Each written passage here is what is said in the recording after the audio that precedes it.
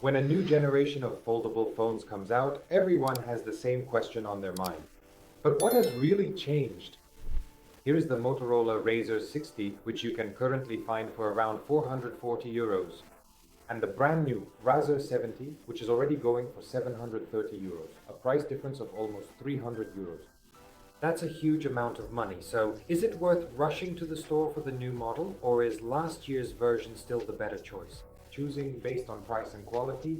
Today, we're going to pit them head to head. We'll break down the package contents, the screen, the hardware, the cameras, and make an honest choice without any marketing nonsense. So, let's get started.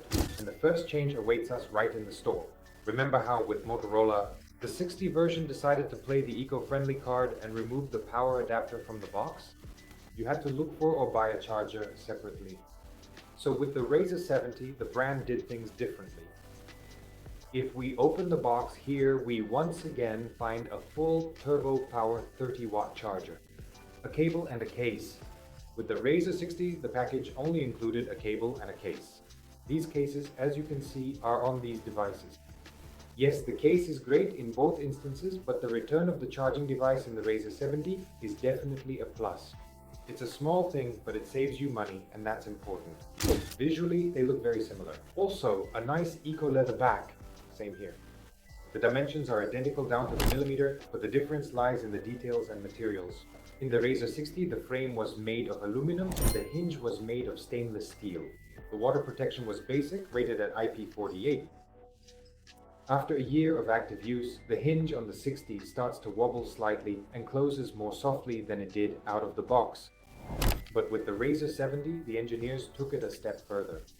The hinge is now made of titanium and the phone itself is certified for durability. It meets the military standard MIL STD8 10H. The manufacturer claims that the new model can withstand up to 255 drops compared to the standard tests for the 60. The Razr C70 feels solid in the hand, the hinge has become noticeably stiffer. It's even harder to open it with one hand now, but it feels more reliable. The crease on the inner screen. There was no miracle. It is visible and can be felt with your finger on both smartphones. Equally so. In terms of screen size, they're identical. Inside we have huge 6.9-inch AMOLED panels with 120 Hz refresh rate and a peak brightness of 3000 nits. On the outside there are functional little screens. Let me show you now what they look like. At 3.6 inches with a 90 Hz refresh rate. They're still convenient for replying to messages, launching maps, and controlling music. But the difference? There is still a difference in picture quality. On the Razr 60, only the main display supports Dolby Vision technology. On the Razr 70, the panels have been upgraded, and now both displays, including the external and internal ones, support Dolby Vision. If you like watching high-quality content or TV shows on the go right from the external screen, the Razr 70 delivers deeper contrast and more accurate colors. For everyday tasks, however, the display feels identical. Let's move on to the main difference, the reason many people will consider the new model. It's the camera. The Razr 60 had a main 50-megapixel module with OIS and a modest 13-megapixel ultra-wide lens. In the Razr 70, the ultra-wide has been upgraded to the max. Now it's also a top-tier 50-megapixel module with a 122-degree field of view. But what does this mean in real life? The difference is colossal, ultra-wide. The Razr 70 takes much more detailed photos, especially in macro mode. During the day, both phones, thanks to Pantone certification, deliver gorgeous natural skin tones in portrait mode, and the same focal lengths are available, 24mm, 35mm, and 50mm. But for example, night mode on the main module of the Razr 70 now works faster thanks to the new processor. And if we switch to the morning, at night the ultra-wide on the Razr 60 frankly struggles and produces noise, while the Razr 70, thanks to its high resolution, delivers a much cleaner image. But if we talk about features, the Razr 70, in addition to the already familiar animation mode for kids, the camera app has added the frame mesh function, which helps you perfectly compose your shot using the external screen. Both phones record video in 4K 60p with excellent stabilization. Horizontal log. Here, nothing has changed. And let's move on to the hardware. The Razr 60 had a MediaTek Dimensity 7400X chip, while the Razr 70 has the updated Dimensity 7450X. In benchmarks, the new model scores almost 1,000,000 points in Antutu version 11. But in real life, you're unlikely to notice this in Razr processors. But you will notice something else. The main drawback of the Razr 60 was the old, slow, built-in UFS 2.0 memory. In the Razr 70, fast UFS 3.1 memory has finally appeared. The new model installs heavy applications noticeably faster, saves 4K video instantly, and overall feels more responsive. And if, for example, we talk about games like PUBG Mobile versus Genshin Impact or Call of Duty in various situations, for me personally they feel the same. On high settings, both devices deliver a stable 60 frames per second in PUBG. Heavy games. To be continued.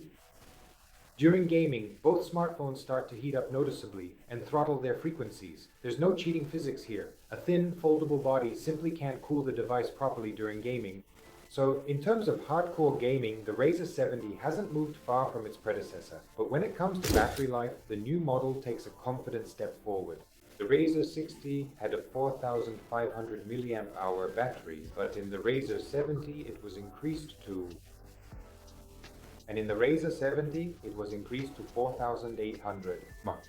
In a real-world active usage test, the Razr 70 delivers an impressive 13 hours of screen time and easily lasts a day and a half, whereas the Razr 60 is already asking to be charged by the end of the first day. Charging speed. Both have the same 30-watt wired and 15-watt wireless charging. In terms of software, the Razr 60 runs on Android 15, while the Razr 70 comes out of the box already running Android 16 with extended support, 3 years of OS updates and 5 years of security updates. In addition, the Razr 70 goes much deeper. Moto AI is integrated with Image Studio and Playlist Studio functions for generating images and music, whereas on the Razr 60, the AI capabilities are more limited, mainly restricted to the eraser and background features. So let's summarize and draw some conclusions. What do you get for paying an extra €300 for the Razr 70? First of all, you get a complete charging kit, a titanium hinge and military-grade body durability, Dolby Vision on the external screen, a much cooler 50-megapixel ultra-wide camera, fast UFS 3.1 storage, a larger battery, and the newer Android 16. That's quite a lot. My honest verdict, if you currently have the Razr 60, I don't think you need to rush to the store for the Razr 70. Your device still handles everyday tasks perfectly well, and the wow effect from the screens is absolutely the same. If your budget is important and limited, you're not into mobile photography, and you just need a stylish, beautiful phone for social media and calls, the Razr 60 is the best you can get for your money. The extra cost, pay for the Razr 70, which costs €730 if you're buying a phone for the next 3 to 4 years. If increased durability is important to you, thanks to titanium and drop tests, you often shoot videos and photos and you don't want to charge your smartphone every night, and what would you choose? The proven classic or the upgraded newcomer? Write your answer in the comments, leave a like, and subscribe to our YouTube channel. See you next time. Bye.